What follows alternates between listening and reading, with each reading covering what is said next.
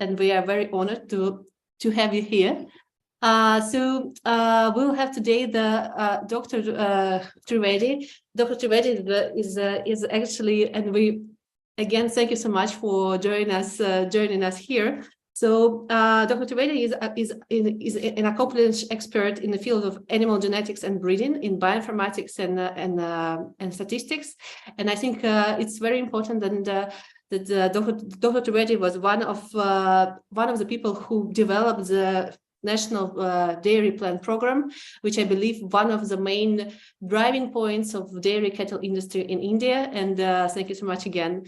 We're very glad to have you here. And the second speaker will be Filippo Miglior, professor and our actually dearest friend and our partner for the last 3 years.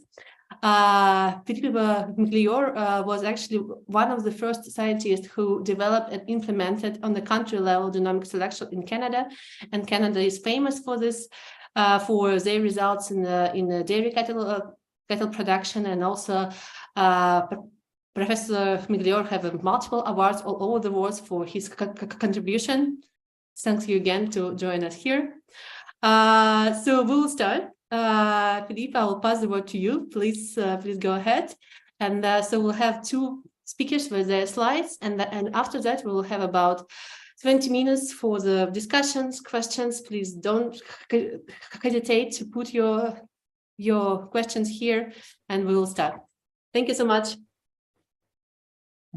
Thank you so much, Dasha. I really appreciate speaking today. I would have loved to be in person there, because India is a country I like very much. I've been there very few times. I know Kamlesh, Dr. Trivedi for a long time, and so it's great to speak again to our Indian friends, and I appreciate that.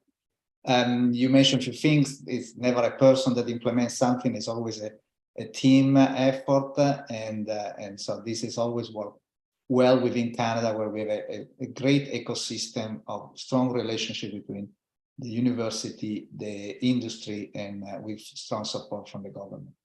So what I'm going to do today is really trying to just give some general comment about genomic selection, and then more focusing on the last area we're focusing, which is environmental efficiency trait, and use that possibly as an example of what needs to be done in terms of genomic selection, and the fact that we don't need that many animals to do it. So hopefully that will be helpful in having a good discussion. So just what is LabConnect Canada is a not-for-profit producer-owned organization. We do milk recording, field services, lab services, genetics. That's the part I am involved in. I am senior advisor there. And we serve around 65% of dairy producers in Canada that we do milk recording. And this is across 6 time zones. Canada is a huge country, and we have around 500 employees. And a very strong R&D team with 2 offices, one in Guelph, where there is the genetics team, and one in Montreal, where there is a series of experts in nutrition, animal health, welfare, environment, AI, data analytics, economics, and so on. And on top of that, we have a strong communication and knowledge mobilization team, which is fundamental for all this type of work, because once you develop something, you also want to make sure that there is a strong uptake, fully understanding from the producer, from the industry, so that it gets implemented. So let's just talk a little bit where we are, where we've been. This is just what were the selection goals over time in the last 100 years. It's been for many, many years, for over 70 years, mostly focused on production and exterior traits, conformation traits. And then the last 30 years, there has been a switch in trying to, well, also because we were measuring traits like fertility, health, longevity, and so on, and add this to our selection indexes. And this has produced a very positive and very strong genetic progress and phenotypic progress for milk and conformation, and negative progress for health and fertility. And so once you include those in the breeding goal, then finally we started seeing reverse the negative trends in health and fertility, and finally being able to select for all series of traits at the same time. Just an indication of some different indexes. This is from UK, Italy, Canada, and US. Pretty much similar, depending with different emphasis on productions versus conformation in some of those. But you can see all they have a broad group of traits included, ranging from the production all the way to efficiency, talk about feed efficiency, that is now in US, Canada, and the UK as well. When we talk about health traits, it's always important to differentiate. Like for example, in Italy, they only look at somatic cell count. UK, somatic cell count of mastitis and hoof lesion and tuberculosis, because it's a specific problem they have there.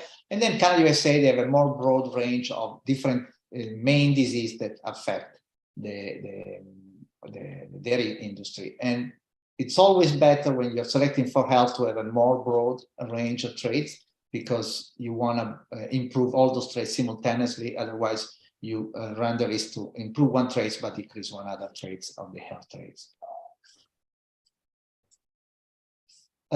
So when we talk about genomic selection, it's very simple. We need a reference population where we measure performance, and we take the genotypes. Genotypes is like a panel with 50,000 to 150,000 of the full sequence. So there are genetic markers spaced over the chromosome of the animal, and we can measure and predict the genetic worth at each of these genetic markers. We take the sum of that, and you have what you call a selection candidate. So it's enough to measure a given population. It could be 1,000, could be 5,000 animals, could be 100,000 animals, whatever is the size of the population. And once you have that, you have a solution for every of these genetic markers. You can predict the genetic worth of any newly born animal as long as you genotype them. And that's the power of genomics that has really been revolutionizing our industry, both on the breeding companies, but also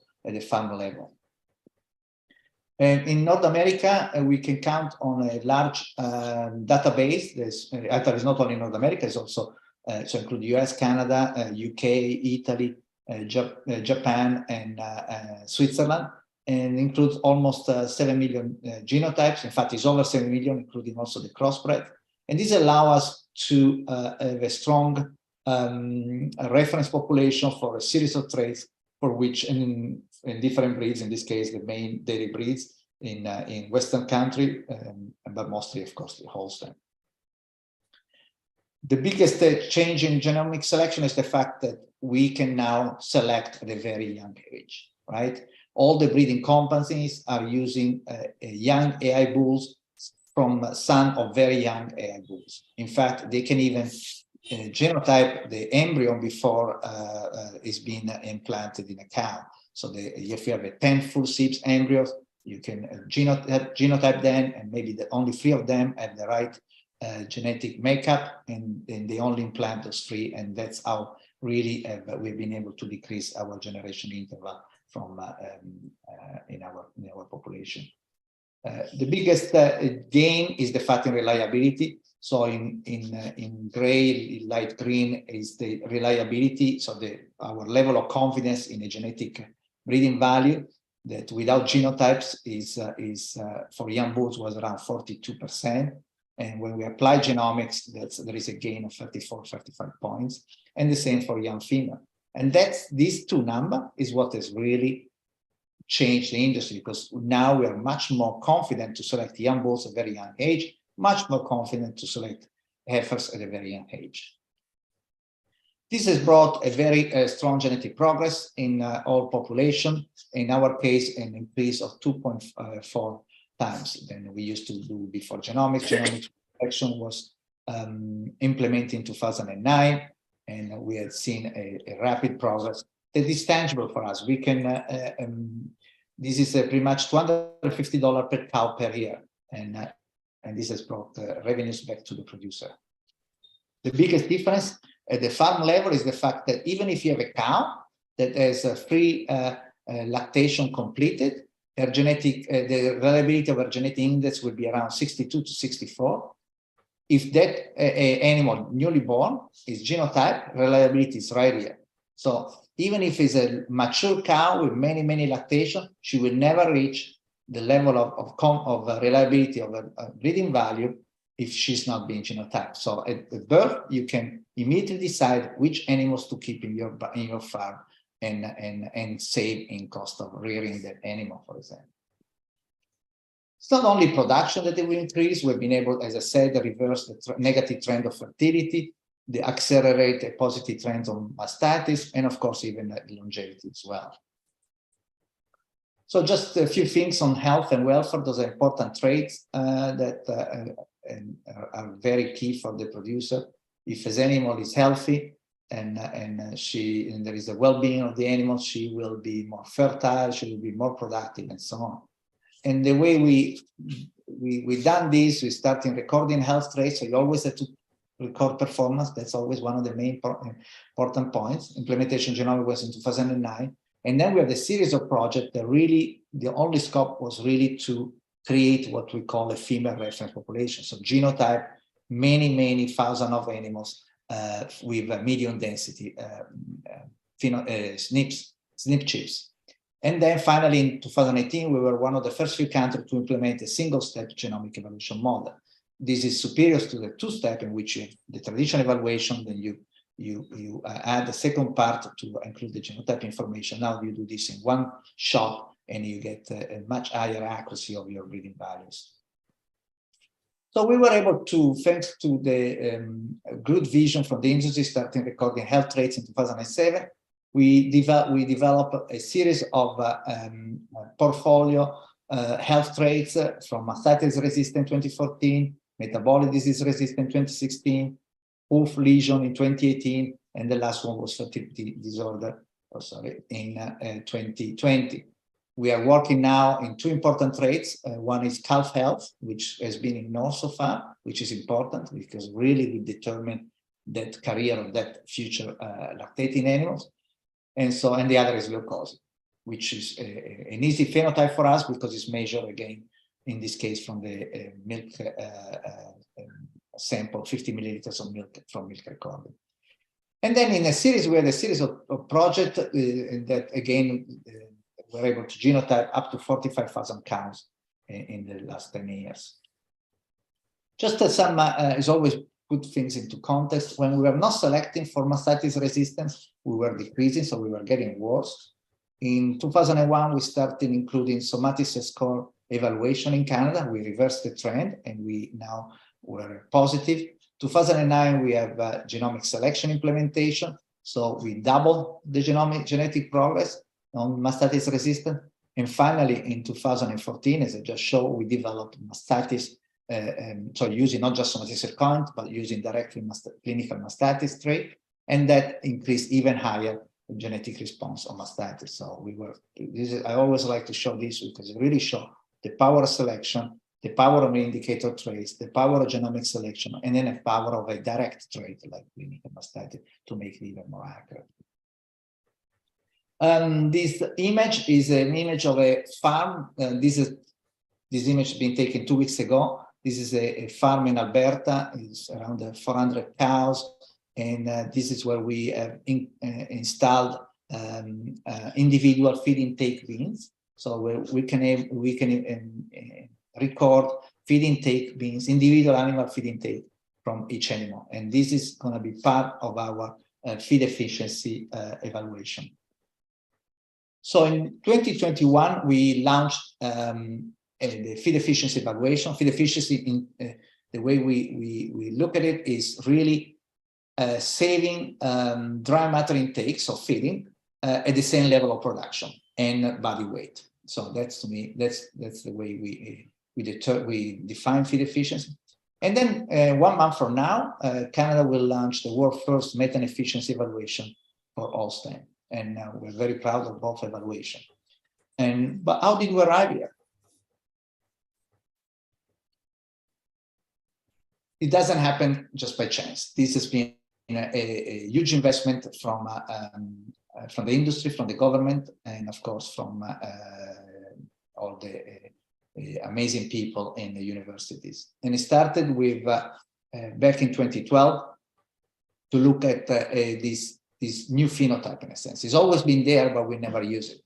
What is this phenotype? This phenotype comes from that 50 milliliters of milk that is sent to DHI, so to the milk recording lab, to measure fat and protein percentages. The same spectrometer actually output 1060 what is called absorbance points, and you can use these points to measure fat and protein percentage, but also to measure other series of traits, including fatty acid, including protein, other type of protein, casein, and so on. But one important trait that was very promising for us from the start, say you can actually measure methane production. And this comes from the relation between fatty acid and methane produced by the cow, enteric methane. And then we have a series of large projects. One was the Efficient Dairy Genome Project. I'm going to talk about in a second. The Resilient Dairy Genome Project was the continuation of that. We're now invested in new regional initiatives in measuring methane and feed efficiency in commercial farms. So until now was only research farms. And then we have a new proposal that hopefully next week I will know if it went through or not. This is a large project which we hope will really determine the fate of our dairy industry. So the Efficient Dairy Genome Project is just show how for this type of traits, very expensive to collect. So for the feed intake will be like between $500 to $2,000 per cow to measure. And so it's only done through researcher. And so we partner with Australia, Denmark, Switzerland, USA. We put all the researchers together and plus one commercial farm in Canada. And so that created a common feed efficiency database. And we did a lot of training, research. And we finally, starting in April, pretty much each of these single countries used this common database to doing a single step genomic evaluation for feed efficiency. So this was not just research, but also services as well. The other big output of this project was the fact that we could see that by measuring methane emission with a specific device that measured quite accurately, we could predict with enough accuracy methane prediction using milk spectral data. This means that thanks to the project on milk spectral data that we have, we created a pipeline to save the spectra. We can do that in 90% of our milk recorded population. So that's a massive number of records, a lot of them genotype. So we were able to predict methane emission using spectral data. The next project, which was a continuation, is the Resilient Dairy Genome Project. This we added to the previous part. We also added CDCB, the American counterpart of Lactanet, and a series of US universities, which brought a lot of data, and then Germany and Spain. These look at other traits like closer to biology fertility traits and additional traits. But what it created a large environmental efficient database and allow us to work on this new genomic evaluation for methane emission. This is a series of partners across the world. Just to talk about methane emission 1 second, which may be less relevant right now, but different type of way to measure sniffers in milking robots, ring feed system in this is for a beef cattle example, or done in a respiration chamber, which is normally the gold standard but very expensive, or this SF6 tracer, which is a tank on top of the cow, especially this is used for grazing animals. Just to show you the dimension of this database across these countries that are now part for milk, fat, protein, energy corrected milk, dry matter intake, body weight, body condition score, methane, milk spectral data, and the genotypes. And you can see now we're around 12,000, almost 14,000 cow with milk with feed intake. And for feed efficiency, around over 13,000 cows, 50% coming from the United States, and the rest 50% coming from all different countries. For methane emission, Spain is way ahead with a large number of records, but you can see there is smaller number of cows. But this to tell you that this database of 13,000 cows is the base for doing genomic evaluation in all these countries. So just a number of 14,000 animals, they can produce reliable genomic evaluation across different countries. So what we learn, international partnerships are always key to deliver genomic evaluation. And we see our database is increasing, and we've been able to launch feed efficiency and soon to launch methane efficiency. Just a few points on the milk, on the methane emission I talked about we can use all this milk recorded data now because we save this spectral rate. 63,000 of those are genotypes.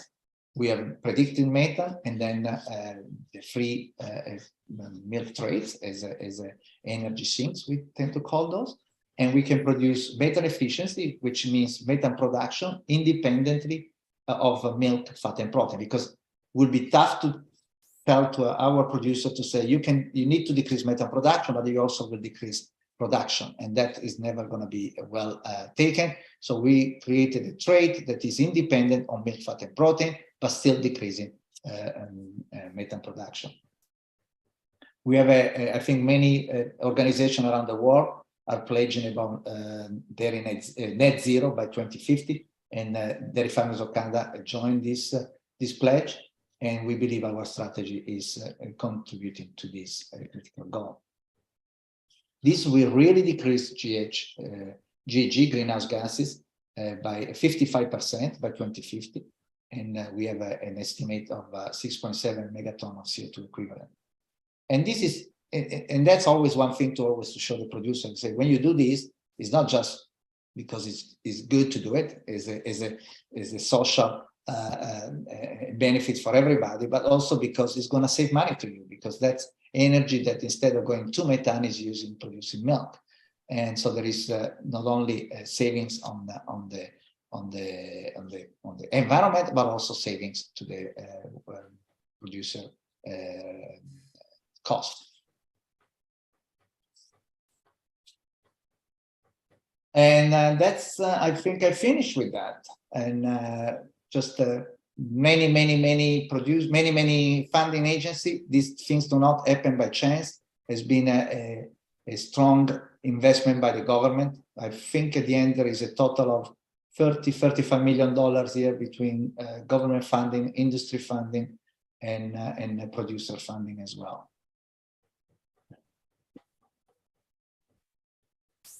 Thank you very much for your talk. It's very interesting, and it's very interesting to see the vector of development of all the industry, in fact, and it's very well developed. And now I would love to give a word to the Professor Trivedi. And to share some expertise on how genomic selection and data recording goes in India, and then we can discuss a little bit how we can use the both expertise to help to see if we can somehow help in the Indian market here. Thank you so much. Could you share the screen, please?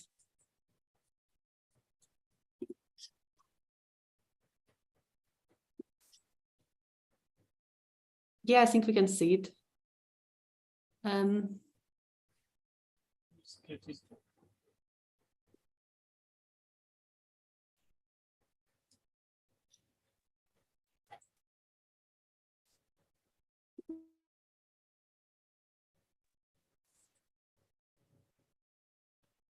And also, Felipe, we would have a lot of questions, like you showed us at a very, very, very well developed, and after like 15 years of implementing genomic selection, and we'll have a lot of questions on the like maybe like 10 years before that, how did that work? So yeah, after that we'll go and pass in here. Yeah, I think we can see it now. Yeah. You can see now? Good. And yes, hear me? Yes, okay. Yes, India is totally different. It's not Canada. So it's maybe very different in this as regard genetics or genomics, but interesting. As about I worked for NEDP, National Dairy Development Board, for many years, and then retired about 10 years back, and still advisor to NEDP and do general freelance work. So what I do, I just quickly summarize, very quick. I mean, I can't describe India and all kinds of things which happen in India, but just give a summary of Indian situation, and then what we have been doing in genetics and genomic side, right? Okay, India is the largest milk producers, producing 210 million metric ton of milk, which is perhaps whole Europe is making, more than whole Europe is producing it. And consumption is equally very high, consuming 427 grams per person per day. And it's growing by 6.5% last 2 decades. And it's expected to grow with 5-6% next 1 or 2 decades. Huge population, some 300 million cattle and buffaloes, of which 110 million buffaloes and 190 million cattle. So if you take about female animals, about 100 million buffaloes and another 145 million cattle. And buffalo is very important for India. It produces 50% of total milk production, roughly about 50% total milk production in India. Crossbreeds and exotic animals produce another 27%. We have also indigenous breed. A lot of breeds are there in India. They contribute about 21%, and remaining 3% is from goats. So buffalo, crossbred, exotic, indigenous animals, very large number of variety of animals in India. If you look at the productivity, exotic cows, about 10 liter, crossbred, 7 liter, indigenous breeds, about 3.5. I mean, we also put it there, if it's not in a very well-defined breed, we call it non-descript cows, non-descript. So about 2.7, indigenous buffaloes, 6.45, and non-descript buffalo. So these are the average productivity of country level. India is so big and so varying. It can vary from 20-25 liters of productions to 1 liter of productions. It could vary in different breeds. In India, it's not very, as I said earlier, very large number of breeds are there in different parts in different countries. About 53 cattle, well-defined breed by the National Bureau of Animal Genetic Resources, and 19 buffalo breeds. We have small herds. Every farmer would have 2 to 5 animals, not big herds. Maybe some big herds are coming up in some parts of the country, in Punjab and some part of Gujarat, where large herds are coming up. But generally, about very small herd, 2 to 5 animals, both cattle and buffalo together. And it is not very capital intensive. It's simple investment, but it provides a livelihood to a very large number of farmers across country, in many areas in this country. What we did about 2 decades back, we started project testing programs for some of the important breeds of India. This HF crossbred, Jersey crossbred, Gir, which is very popular breed now in India, also in Brazil, Sahiwal, which is also very popular breed in India, and also some part of Africa, and Jersey. We have started recently pure Jersey project testing program in hills of Simla and Mussoorie, that side. Mehsana buffaloes, very, very good breed of buffaloes. And of course, worldwide known Mura buffaloes. So we started about 2 decades back about this project testing programs, not 2 decades, 1.5 decade back, when we started implementing NDP, National Dairy Plan, and started this doing. So I won't go into detail about all this thing, what we did, but these are the projects we started in different parts of the country. We also started, as I said earlier, there are many cattle breeds, and they are very important breed for farmers in many parts of the country. Just give you 1 or 2 examples. For example, one Rathi breed, which is the top of the list. This is in a Bikaner area where temperature is very high, no agriculture, no rainfall, it's desert, and farmers have nothing else than animal on which they live. The livelihood depends on this animals. And if you go to those areas and see those animals, are lovely animals. From the distance, if you see, they are look like a Jersey animal. And if you say that why they are so good, simply because these are the livelihood for them. If the animal don't survive, they would not survive, because that's the way they would live. So they will first feed animals, first feed watering to the animals, and then they themselves for their environment. That's how these breeds are survived for a very long time. So some of the breeds they were for a very, very long generations together, thousands of years maybe. And they will be naturally selecting them for developing certain traits and natural service. So what we could do initially is to set up an AI infrastructure in that area and learn from their traditional practices. It's not that we impose everything from outside, and started just putting some science, some selection in the system. And we have been working on this, and now they are participating very wholeheartedly in some of our projects.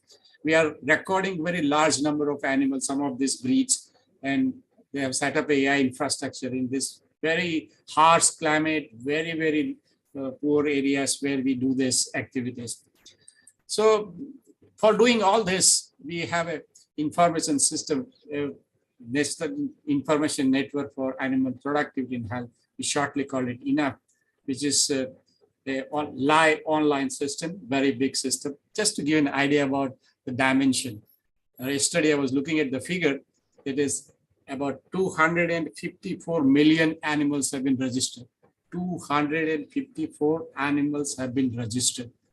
And we have about 98 million AI records on the system.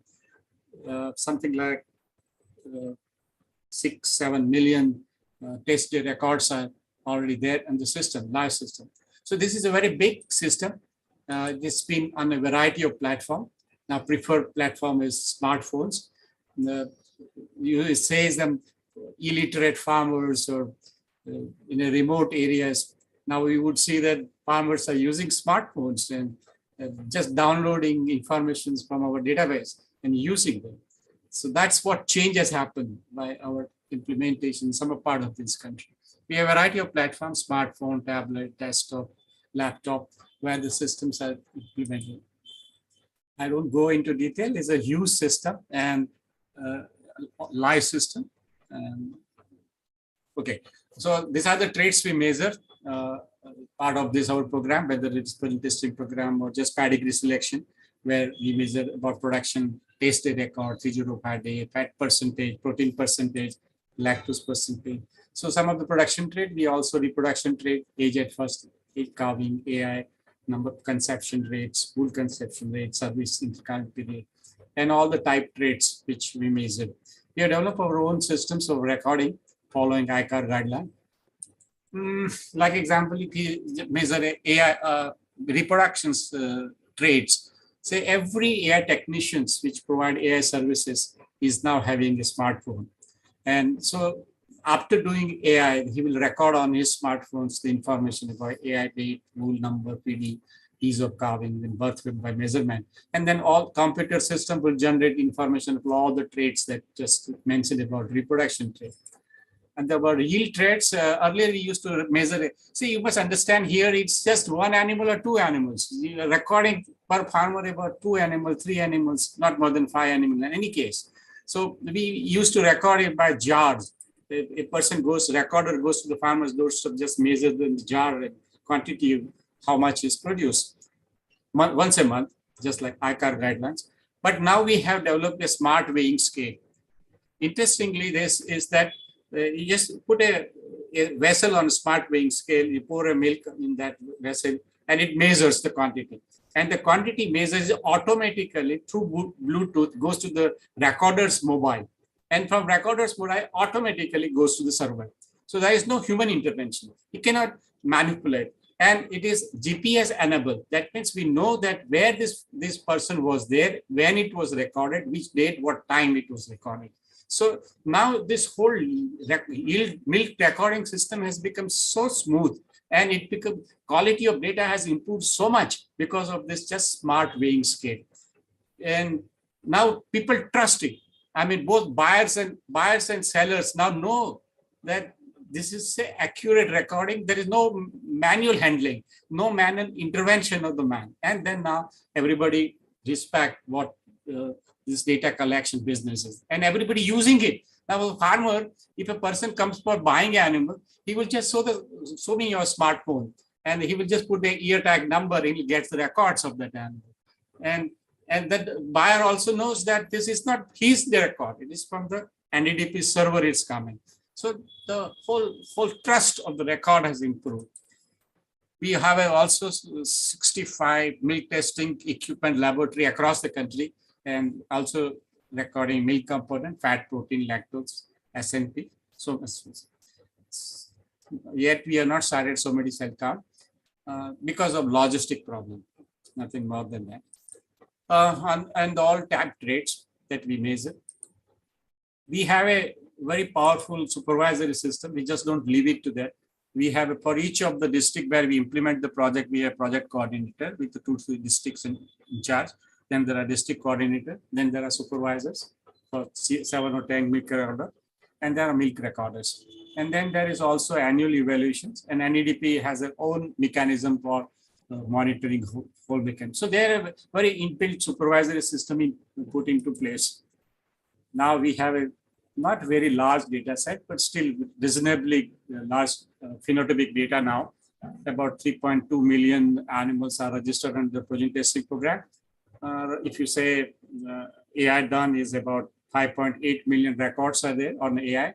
And if you say test records, about 3.3 million records, test records are there, and 2.9 million fat, 2.4 million protein, and animal type record. So now we are building the phenotype records, and a very large number of records being generated. Similarly, for our pedigree selection program, it was unheard in this country that sometime back that this local breeds, you can do AI, you can record them and can generate records for these animals. Now we have put into place infrastructure, and then now we've been recording a very large number of records being made for this breed, which is a valuable thing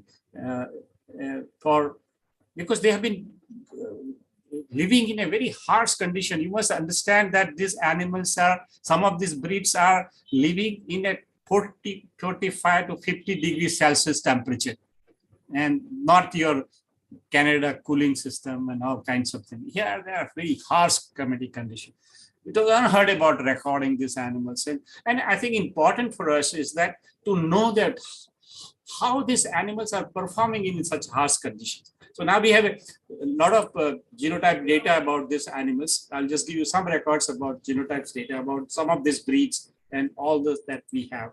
We have developed 2 chips. One, earlier we have an induced chip, which is NDDP developed it. Then we, National Bureau of Animal Genetic Resources and National Biotechnology Institute, they also had some data. So we put together and developed a common cattle chip for Indian breeds. It is about 64K SNP chip. We also have a buffalo chip, NDDP developed buffalo chip. And so now we have both cattle and buffalo chip, our own chip, which we've been using. Now everybody is using these 2 chips, one for cattle and one for buffaloes. We have a infrastructure for genotyping of animal, very large number of animals being genotyped now regularly. So far, we have genotyped in cattle about 31,000 animals genotyped, all kinds of breeds and things like that. In buffaloes, another 16,000 animals.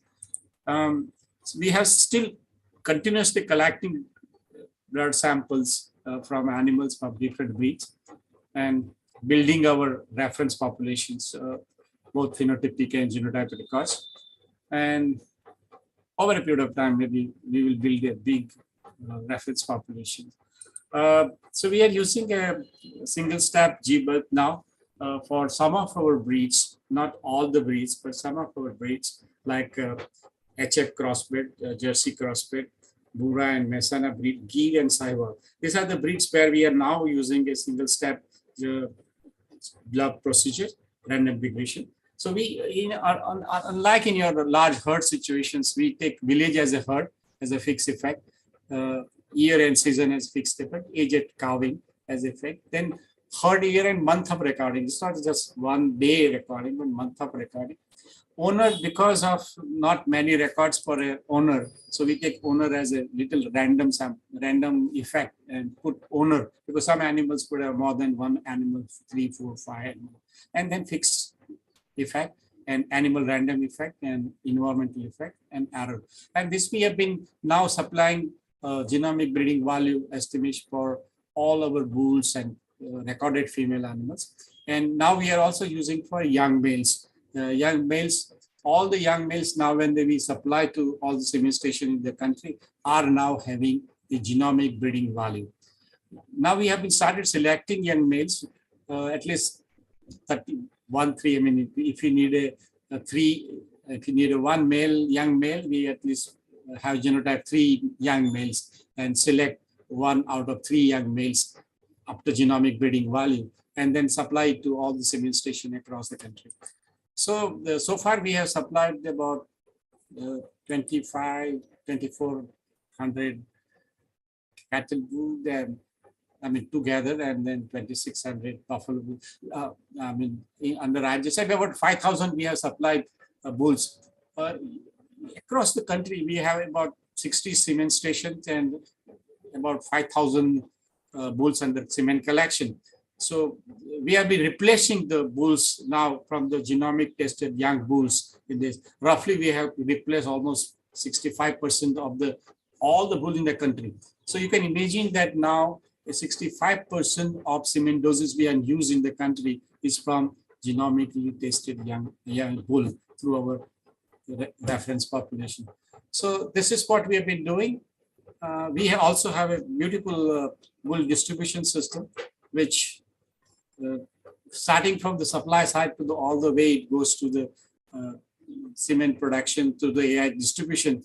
Everything is chased by this system, and it is an online system. So it has become very user friendly. I mean, very, very helpful to manage production of young males and genotype them, and knowing where they are, collecting them, supplying to the variety of semen stations across the country. So this system has been very, very useful to us. So this is just a brief idea about what we have been doing. And if any questions, you can answer. Thank you so much. Thank you so much, Dr. Trivedi. We have lots of questions, in fact. No problem. Well, at least. So actually, main question will be probably the frame of our talk today. So you've done an amazing and enormous amount of work. Your team and the DP team and so on.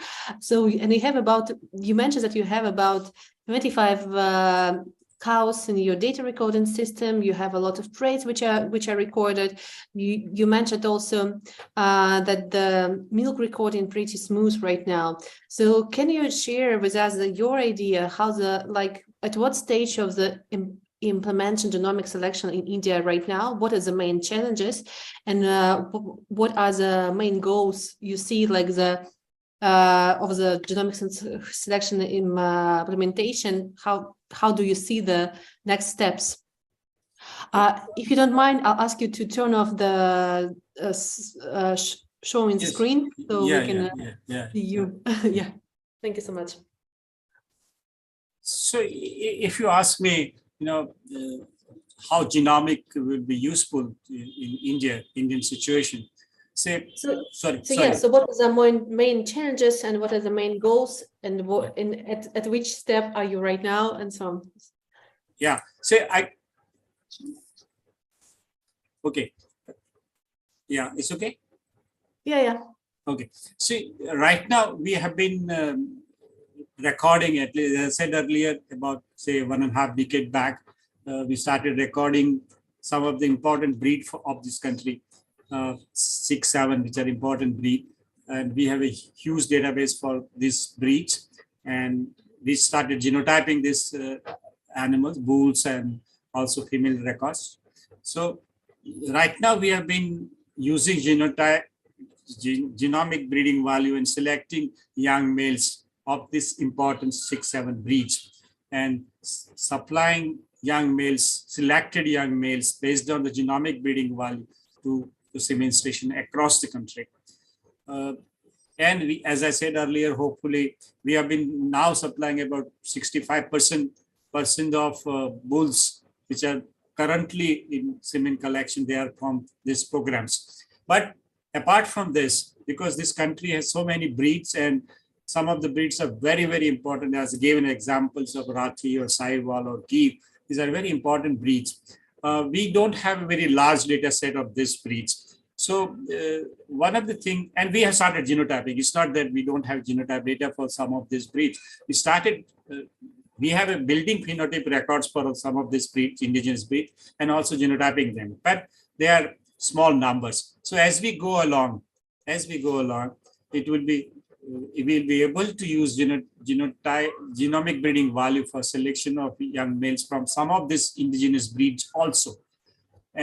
But right now, what we have been doing is combining data of some of these breeds together and doing multi-breed analysis, genomic breeding value estimations for some of these breeds together, and providing some genotypic informations for this breed. But as we understand that as we go along, we'll have more records, more genotype records, more phenotypic records, and then we would be able to also be started something by some of the traits that we want to introduce: heat resistance, disease resistance, and this feed efficiency. Because we say that our animals are very heat resistant, they are disease tolerant, they are feed efficient animal, as buffaloes are concerned.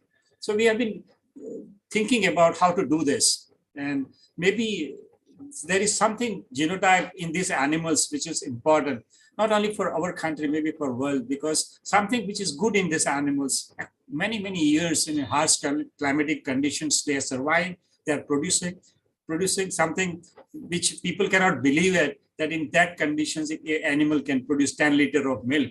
And when you start selecting these animals, then we realize that how important these breeds are and what we can do. So we have been building phenotypic and genotypic records for some of these breeds. And hopefully right now we are putting together, but as we go along, we will just do, and we will also start measuring certain important traits, which is we believe that they have, and believe that we find out something which these breeds have. That's what we plan. And we will continue to record our phenotypic record of the important breeds, where I'm sure we have a huge data set, and carry on what we have been doing so far. But important things which I believe anywhere in any country should be done is good information system. Say we have been successful only because we have a very good information system. Unbelievable that you can't believe that in India, in a small places where smartphones are being used for just recording all line site measurement. There is no paperwork, and records data is going from remote villages to central NDDP database, and they are retrieving back on their smartphones the information they want for the buying or selling of animal or some management, retrieving themselves. This is possible only because there is a very good information system. And I'm proud about that we have developed a system which is very useful to many persons, many policymakers in this country. Thank you so much. Yeah, it's just absolutely fantastic what you did with the data recording, with all this management system. Because we are working internationally, I saw how the process actually looks in Uruguay, in Kazakhstan, in Russia, in different countries, and this is just an enormous success, I would say. So you are saying that for now you are on a stage where genomic selection is implemented through the bulls, and you are and you have most of the bulls which are genetically tested. Am I right? Yes, right? That's right. Yes. Mm-hmm. And then you have and then you have recordings which comes from the crossbred animals as well, right? Yes. Mm-hmm. And the evaluation made on the phenotypic scale, right? So you have daughters, and then you have recordings, and this goes to the bull, and that's how you get the evaluations, right? Yeah. See, okay. So far, because we have an initial stage, we started an interesting program 1.5 decades back. So we are continuing to do that, because we want that at least from sire side, we are sure about what we are using it. So sire side, what we are, when you use seminosis, we are using right now proven sires, but started using also some of the top genomic breeding value sires. But we are continuing to do what we have been doing as a putting bulls on the test program, then producing daughters and building a pedigree records, building a very huge phenotypic records. We are continuing to do that. We are not stopped that. And we believe that it should be done for at least for some few years and see what happens. Okay. Okay, thank you so much. I'll ask also Felipe to come in here. So, because I know it was like very common strategy that all over the world, people usually start with implementing genomic selection through the bulls, and then they proceed to the cows, also included. But usually, as far as I know, usually the start was the milk yield, and here from the Dr. Trivedi, we see that a lot of traits are being recorded.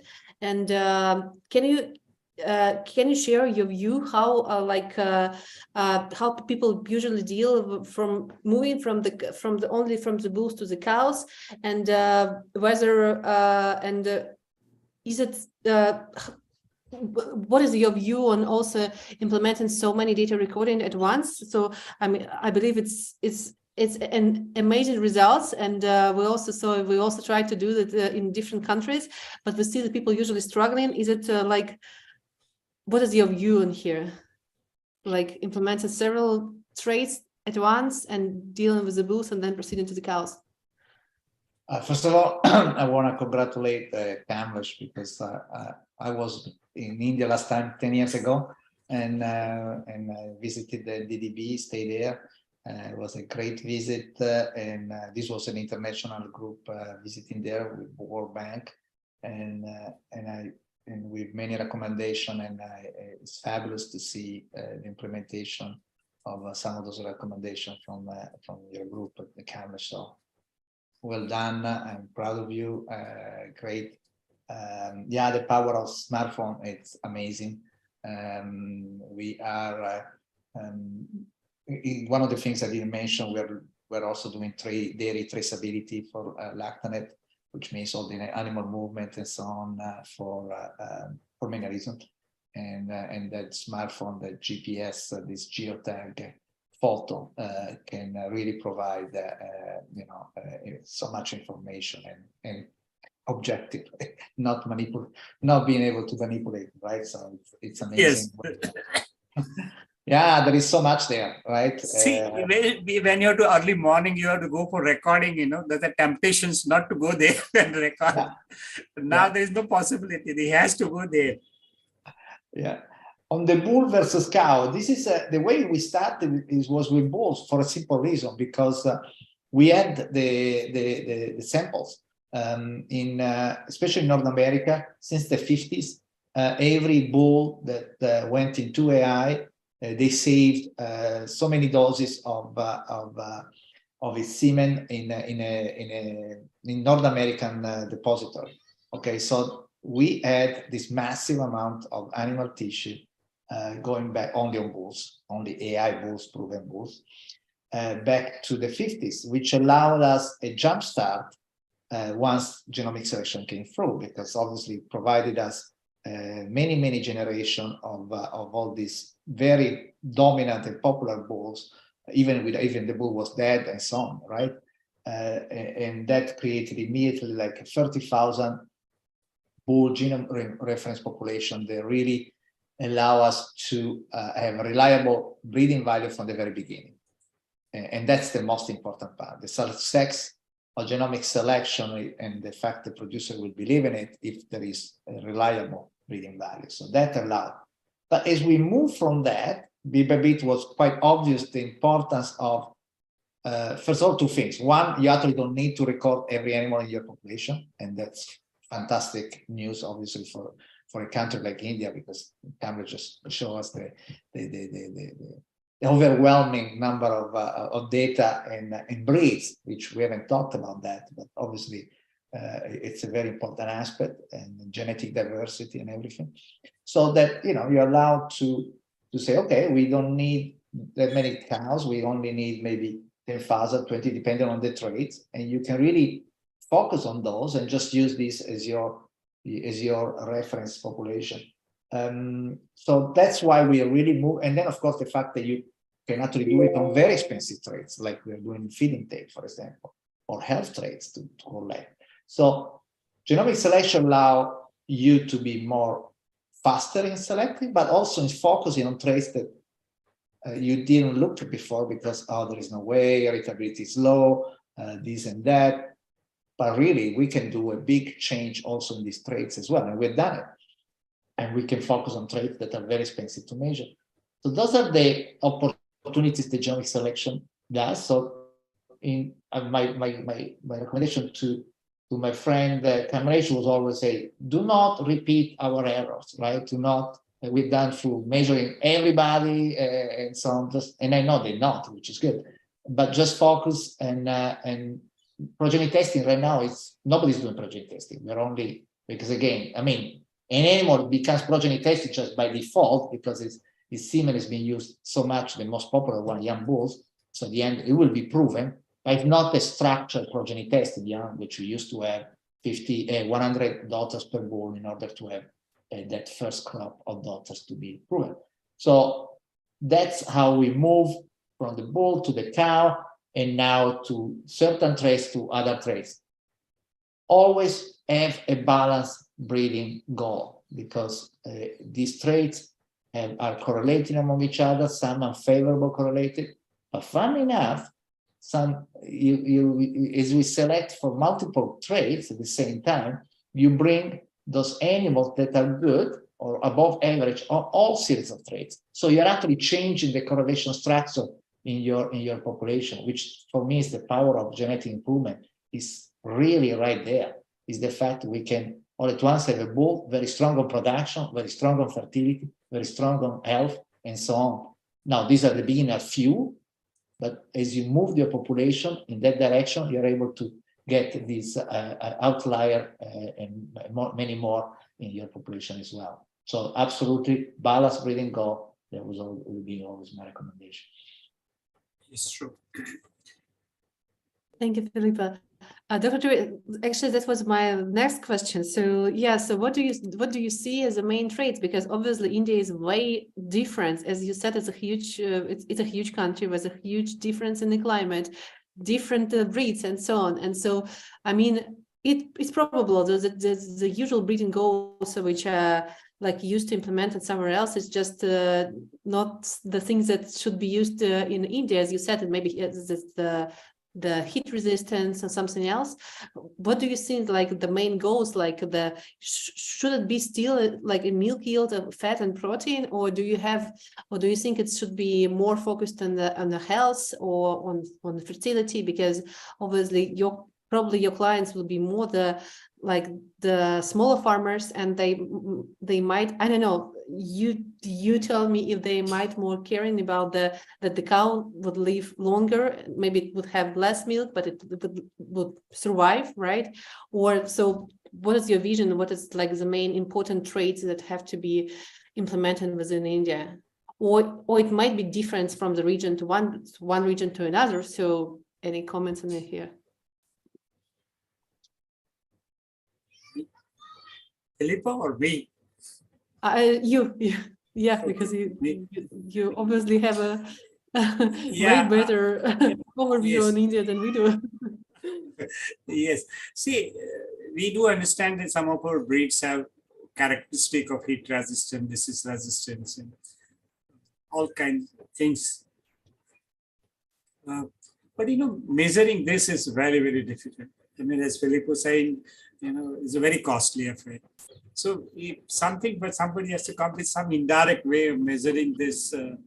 We were thinking about, Philip also mentioned about fatty acids, which give you some idea about heat resistance. So anyway, we get the milk samples every month. So you can measure fatty acids and then find out how animals are heat resistant. Disease resistance, we were also thinking about, there are some of indirect measurements which we can do. Like example, we were started measure small methodology of antibodies, how much general antibodies which animal has, and that varying antibodies level on animals would be a measure of disease resistance. We also experiment with methane production because that is a political issue about methane production. So we have developed our own small sensors which applies colors to the animal and measure methane production. We started doing that in some parts of the country, methane production. So point is that yes, very costly affairs, but we must do it. When we believe that it's our responsibility to do it. So we have started some of the things in our indigenous breeds, and we hope that they will give good results over a period of time. Along with the milk productions or reproduction traits or type traits, we also measure some of these traits, which is very difficult to measure. But we just putting our efforts to do some indirect measurement and come up with something over a period of time. Yes. Yeah, there's also some questions about the disease resistance from our audience, and I believe it's the same thing, right? It's very hard to measure disease resistance from the cows, right? Sorry.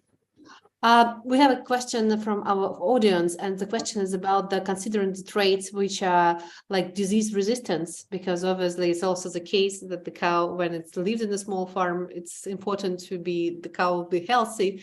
And so the question, can you implement disease resistance, probably mastitis, or something, or FMD? So the question is about that, but is it the same thing, right? Yeah. See, often the question is of collecting records.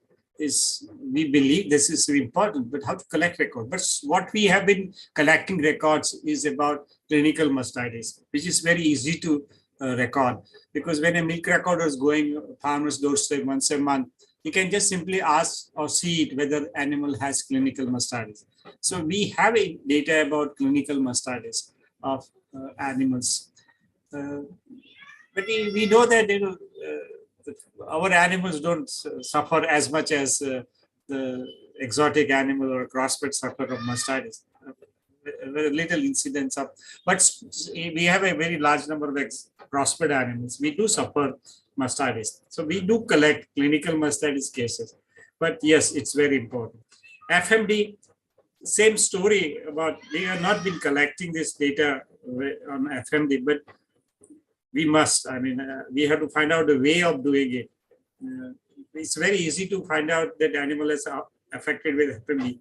But many of our parts where we are implementing our projects, they're FMD control area, where FMD vaccination is going on, and very small number of cases you report of FMD. If you go back to 10 years or 15 years back, yes, there were a large number of FMD cases. But now, there are not many FMD cases. I'm not saying in India, I mean pockets where we are implementing these projects where there is FMD control areas, where FMD is under control in this area. So, but still, yes, we have to visit. But only I would say that when earlier, when FMD used to come, then exotic animals were affected, but our indigenous animals were not affected. They were resistant to disease. So we believe that they have resistance to FMD. That's for sure. I mean, usually local breeds are way better in like surviving in their actually initial region. So yeah, so if you bring someone else, that's a known thing that they're going to have some issues. Felipe, can you share some? So these traits sounds like the traits which are expensive to record, and I think it's kind of your main specialty. So maybe you also have so how did you deal with such a new and very expensive and how to record traits? I mean, for now, you have huge projects all over the world with this feed efficiency and methane emissions, right? And you have a huge cohort, but it's all done in one breed. So maybe you can share, how did you start this process?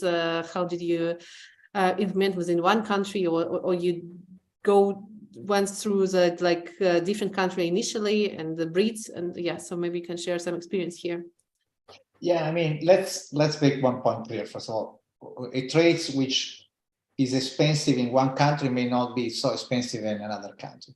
So let's say feed efficiency. Okay, feed efficiency is it's important trait because in North America, Western country, feed is pretty much 50 to 70% of operational cost of a dairy farm. Okay, now you go to New Zealand, feed is a beautiful grass and so on, or you know, or India, they eat whatever they can eat, and it's not there is not that you know very expensive feed. So that's important always to. I don't want to say this is applicable to everybody. So it's just you need to define what is the most important traits which has an economical impact in your particular area. To me, that's the key. It's really understanding what is going to have an impact, where genetic improvement can make an impact, and moving the population in a permanent way in a direction that you want to do. In our case, feed efficiency was a no-brainer, because obviously it's, and the producers say, oh, if I can say, and actually what they do, that's what they say. They look at how much dry matter intake is per kilogram of milk. That's how they or the other way around, how much milk per kilogram of dry matter intake. And so that's immediately a goal that each dairy producer in a Western country will understand, and they will say, oh, can you make that cow more efficient? I'm going to select for that immediate opportunity for it. So that to me is important to define, and genomic selection allows you to that. Now, without international partners, we would not been able to do it because it would have been so expensive. Just yesterday, there was a ICAR, International Committee of Animal Recording, webinar on collecting feed intake in commercial farms. And I was just one of the moderators. There was a speaker from Denmark, from Netherlands, and our dairy producer from Alberta, and you know, show how that trait is important, a different way of implementing that. And for example, in Denmark, they're using cameras. They're using cameras on top of the barn, and they can, with this camera, they can understand how much feed the particular cow has consumed, their body weight. Of course, this is also using artificial intelligence, algorithm, and so on. So there are many things you can do depending on what is your goal, and what if that goal has a very strong economic impact in your country. So that's, I just want to make sure that so for us, you know, feed efficiency was the main one, and methane production is very important in one, because it's, you know, we're seeing the effect of climate change everywhere. India is seeing that as well, any other country, and you would think this Canada is not affected, but we are. And but you know, heat stress is just one trait that India should look at it, and they already have the right genes there, because as Amrish can say, they have these amazing breeds that can produce some milk. Oh man, but there is nothing to eat here, and it's 50 degrees hot. So it's amazing, and how can we use that, not just for India, but also for, that's a potential for India to use that as an export as well in other countries. Because I can tell you, you go down in Louisiana or Texas, and you get hot and humid as well, and very terrible temperature for, you know, those cows that tend to produce 10,000 kilos of milk per lactation to be able to sustain the production. So did I answer you, my friend? Well, so from what I understand, so like first of all, India has an amazing opportunity to share also the breeds with like international, to import that, and I think it's well, it's not only like, of course, US side, but it's all the Latin America. They already have your breed, which was actually imported from India, right? The G breed. So that's obviously, well, taking into account the climate change, the heat and stress which can be developed in India can have a huge impact all over the world. But it's also going to be an opportunity, because the Gyr also is Gyr breed is also very well used in Brazil. So maybe if you can exchange your expertise in the heat stress resistance, and what Felipe just said, that they will not be able to do that without international community. So maybe that can be a possibility as well to share the cost on it. What do you think? Yeah. I mean, we know that ghee is being extensively used in Brazil, and they are performing much better than India. Maybe many reasons. They took animals from India. As a proud Indian, I would say that they collected best animal of India, initially took it to Brazil, and then they put system in place and did the good selection and recording system for many years, and they have developed animals very well, ghee animals very well. In our country also, there are part in India where ghee animals are performing equally well. Because of this number business, if you look at numbers in India, numbers in Brazil, so a lot of variation in production in ghee animals in India. Some pockets would be as good as in Brazil, some may be very poor performance. But you are right, we need to collaborate with these countries to find out what best we can do and share resources. And we have been talking to Brazil, and in fact, you would surprise we are getting a lot of semen doses of ghee from Brazil, and animals also, bulls also, we started importing from Brazil. And idea is that let's see how they are performing. And here again, we are not able to send our doses to there because maybe still there is government to government talking about disease protocol and all kinds of things to import and export things. But really? that's very difficult to export, right? We have, with a lot of difficulties, we have imported some semen doses from Brazil of ghee animals. And but very difficult. I mean, there are so many government restrictions, sanitary measures, sanitary requirements of the countries where they will not allow you to. And live animal import is out of question. So there are problems and challenges where how we exchange genetics between countries, maybe from India to other country or other country to India. They'll say Indian, there are so many diseases are there and all that, but it's not true. If you say India is a very big country, if you take some pockets, there will be totally different. Maybe very well developed area and very well developed systems are there. So it can be done, but it's very difficult. Political level, it's very difficult. Exchange is very difficult. Very difficult. Well, at least maybe the technology, the information can be shared. So information, yes, it can be shared. Yes. Yeah. Also, I don't know. That's why we're here. We're more informational and IT companies, so it's a little easier than selling the semen. You don't need to froze it. At least you don't need to froze a web service, so that's good. So actually, another.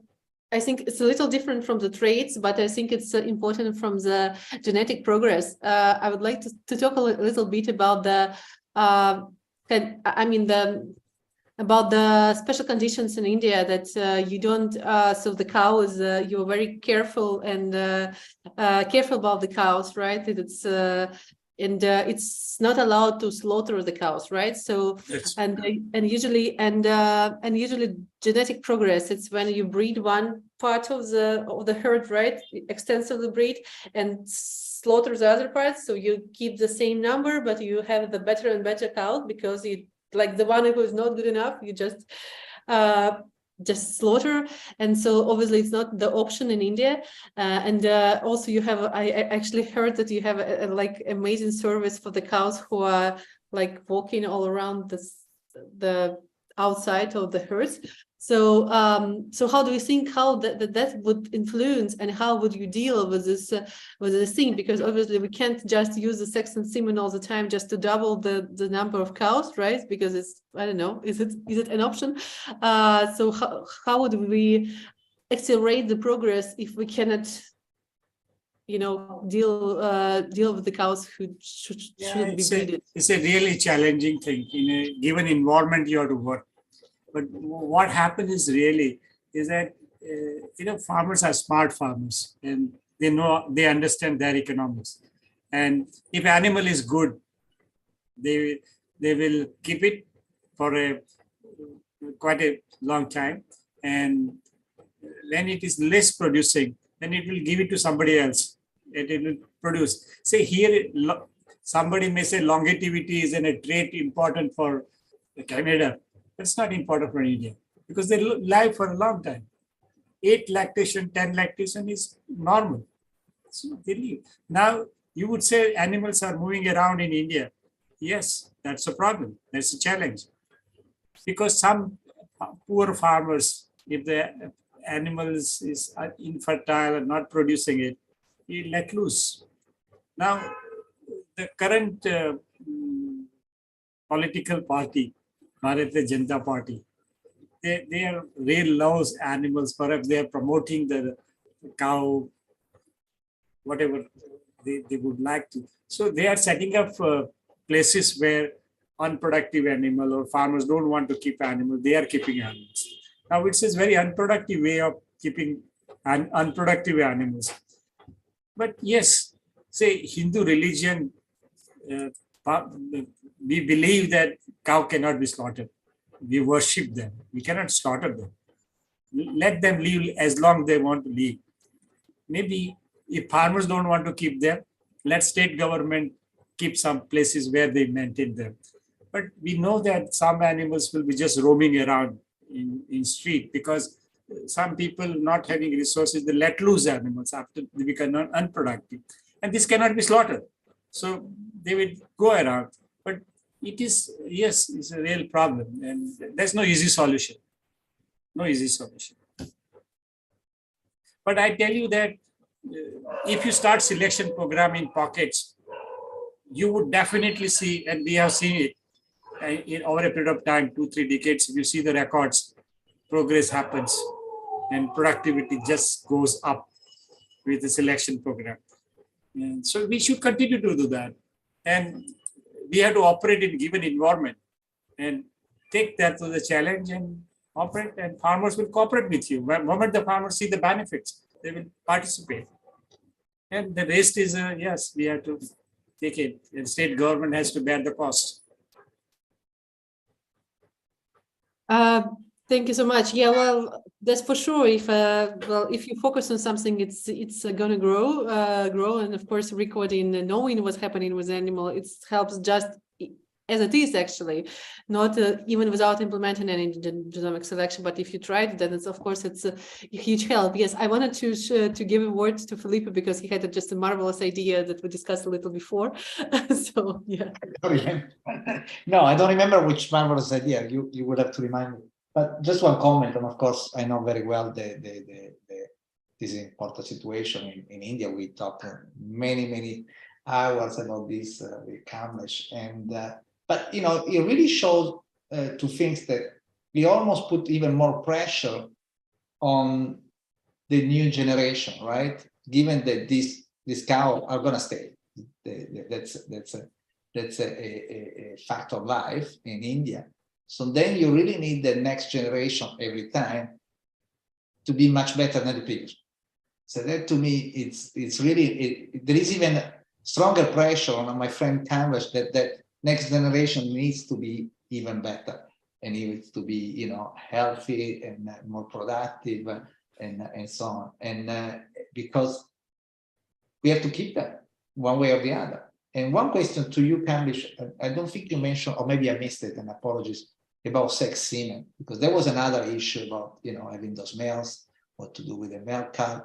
Is sex semen now used in India? Is that the case?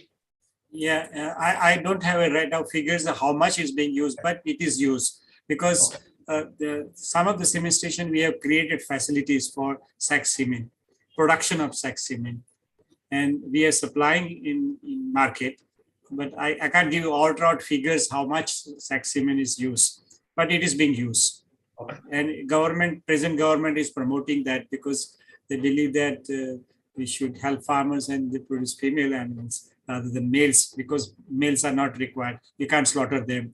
So the population increase. So if you have a sex semen use, promoting sex semen use, maybe it will help us because males will not roam around as it is happening. So yes, it's being used. I don't have a data about how much. I don't have it. But there are many production centers have been set up. Actually, there was also talk we talked with Felipe about embryo transfer. So if you cannot slaughter the cow, how that works with the embryos? Can we not use all of them, or should we use all of that? If the cow, well, during embryo transfer, cow usually can provide about from 8 to 10 embryos at once, right? And then we make the genetic test and we check which one is better, and then we use it for like extensive breeding. But can we deal? But can we not use all the embryos, or is that considered also as a slaughtering? That's for you, Kamlesh. Yeah, okay. We thought about this, and I said, is that allowed? The selection at the embryo level. You mean 3 are used and the other 7 are thrown Yes. away? Okay. I think that people still don't know about it, so that we still produce embryo. We have been doing it. The IVF is now very good, so very successful in our laboratories, and we are producing very large number of cows now, both in buffaloes and cattle. And of course, we are selecting embryos, and those embryos which are not required. Yes, we destroyed. People don't know that we are destroying embryos, but yes. But yay, so we can use it. You see some tricks in here. Okay.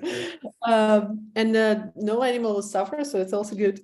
Okay, so the sex and semen and the embryo.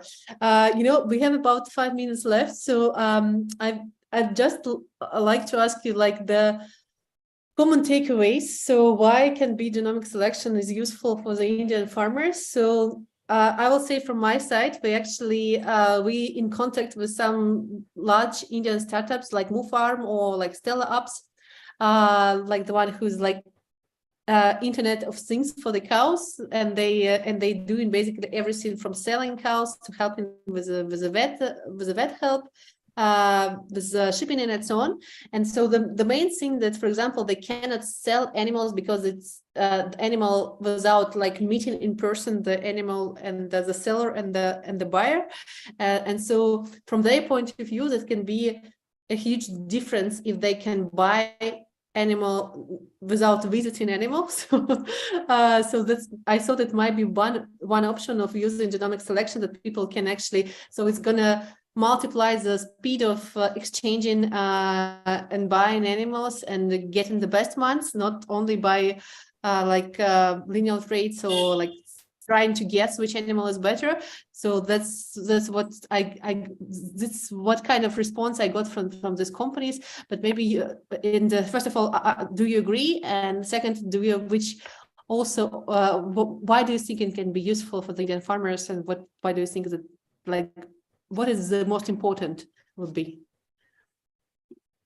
See, I think, if a phenotype, on the veterinary disease side, the least risk is embryos. If they are washed embryos and they are intact, penicillin is intact, then no risk at all if exporting embryos or importing embryos. So it is very the right way of exchanging genetics through embryos, and with the technology of IVF, and yes, we can. The next is semen, of course, but still there is some risk. Live animal, highest risk, but yes, least risk is embryos, and that is every government accepts this. Technically also everybody agrees that yes, we can import-export embryos. Okay, and last question will be that they have a lot of questions about the breed and the implementation of like improving the breed, the local breeds, and through the booth. And maybe another thing is the genetic test will be just to be sure that the cows you have an actual like breed composition. Is it an issue in India, or is it because of the AI? It's people usually know which kind of mixture of the breed within a cow. See, the farmers, some farmers are very particular about their breed, and they don't want to cross with other breed. And so they prefer their own breed, and they use semen of their own breed or bull for nature service of their own breed.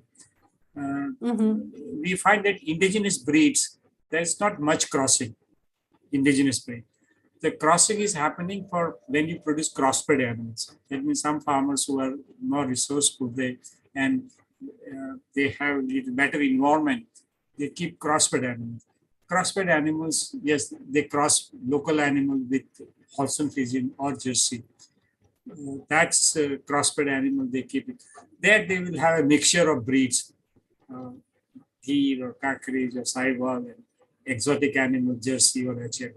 But local breeds, farmers prefer their own breed and very little. But crisscrossing is happening. We are genotyping very large number of animals and finding out what is the proportion of different breeds in an animal. We say particular animal looks like a particular breed. And when we actually genotype, then we find there's a mixture of some breeds, particularly where two breeds are very close by. Then we find that there's a mixture of SNPs. When we identify breed-wise and the compositions, mixture of two breeds and three breeds in many places. So it's happening. And we have been actually using this information also where getting genotypic value, breeding values. Because if you are saying a breed, some crossbred breeds is a composition of, it's not just one, two breeds. There's a lot of breeds are there inside. So they give their cockerage, their HF, a Jersey, a lot of crossbreeds. So we find out a composition and then use it. Okay, so yeah, so I understood the people that trying to keep to save it. And so just a few words. So I ask first Philippe and you, then have some ideas to our audience. Just a few words why you think what we're doing is important, and then I think we're going to finish. Philippe, would you start with like how the view of Canadian farmers, are they happy with that? How did they deal, and what has changed through the years of genomic selection for them from the farmer side? And then I'll ask the same, Dr. Trivedi. Yeah, I mean, genomic selection is really, there has been a strong uptake because the producers saw the opportunities for them as well, and see how, as usual, you have a different, broad range of you have the early adopters, the one that listen to the early adopters, and there is the average that, they move slowly, and then of course there are the skeptical ones, they don't do anything about it. But the great things of genetics is that once you have a genetic improvement breeding scheme, everybody's going to use those bulls anyhow. So no matter if they don't want to do genetic improvement or not, it's going to happen in their farms. And that's, to me, is always the great things.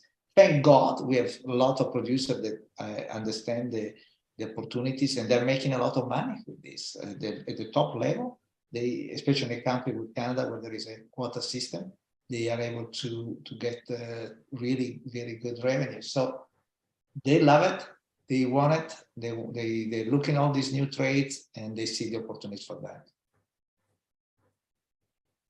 Thank you so much, Felipe. And Dr. Trivedi? Yeah, see, it's too early for us to say farmer to understand what is breeding value or genomic breeding value. But let me tell you that when we started about in some pockets where we are implementing this program, that farmers have themselves seen that what changes have happened. Recently, we did a survey and asked farmers, what did you see over a period of time about your animals? And they gave very happily and participating in the survey.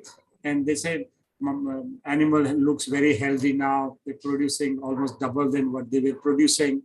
And the shape of the horns or things have improved a lot, looks better. So then when farmers, understand when they see it, that is happening. And then they wholeheartedly participate. Now, whether they understand what is breeding value or genomic breeding value is no question right now. It is just believing us, whatever we do it. They say you supply us a good cement. That's all. How you do it is your job. We do not understand what it is, but because they trust us. So I would say right now, Indian farmers, I'm not saying large, I'm talking about average farmers in the country. They do not understand right now what is breeding value, what is genomic breeding value, how it will help me. But in the pockets where we have been doing this, they are very happy, seeing the progress, and they participate now. They don't ask us question. They do whatever you want, supply us good cement. Because they don't select, we select, they don't select. Yes, we select. So, so thank you so much for your talks, for this great discussion. Thank you so much, Prashant, for having us here for the John Briquet company. Oh, Prashant, thank you so much again for joining us. So I think that's it. Thank you again. That was, I think that was great. I hope also that you also enjoyed this discussion and webinar, and we have actually had very active audience. Also, thanks for that. So I think that's it. Prashant, I give you the word, and we'll probably say goodbye to everyone. Thanks a lot, Daria, and thanks a lot to our experts, Dr. Trivedi and Dr. Miglior.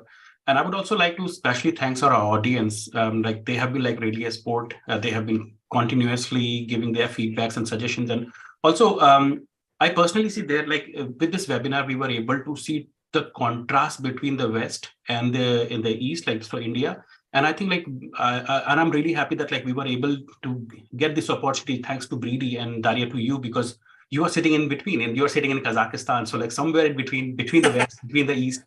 And as already mentioned by Dr. Ravichandran, who's also like in our audience, like the intent of this session was to understand like what are the opportunities that we see with the genomic selection.